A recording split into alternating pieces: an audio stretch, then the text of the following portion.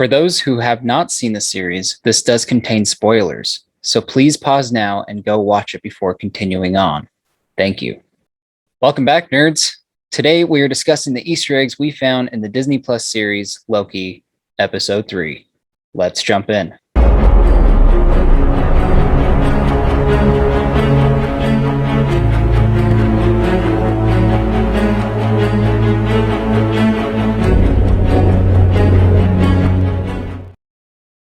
Starting off with number 1, although the headgear remains the same from the last episode, the missing horn becomes much more obvious now that Lady Loki isn't covered in the shadows.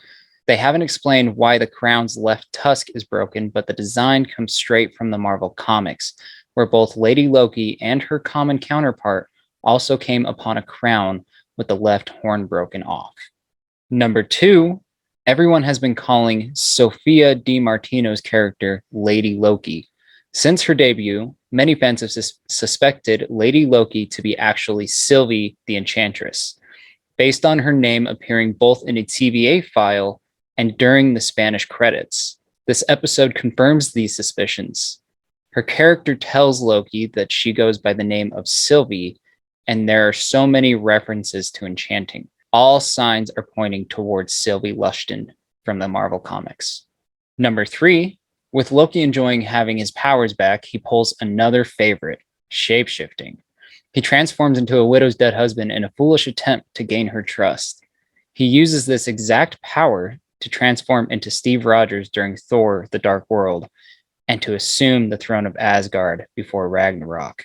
Number 4, into their journey on a train, Loki gets a glass of champagne. Alcohol and mischief do, after all, go hand in hand. But when Sylvie refuses hers, Loki takes that glass as well. In Asgardian fashion, he continues to drink, and just like his brother, he grabs the glass and demands another as he smashes the glass on the ground. Number 5, this episode of Loki confirms something fans have suspected about him all along, that he's bisexual. During this conversation with Sylvie, Loki references enjoying sexual indulgence with all genders. Loki's sexuality is taken directly from the comic books, most notably Agent of Asgard, which also made the character gender fluid.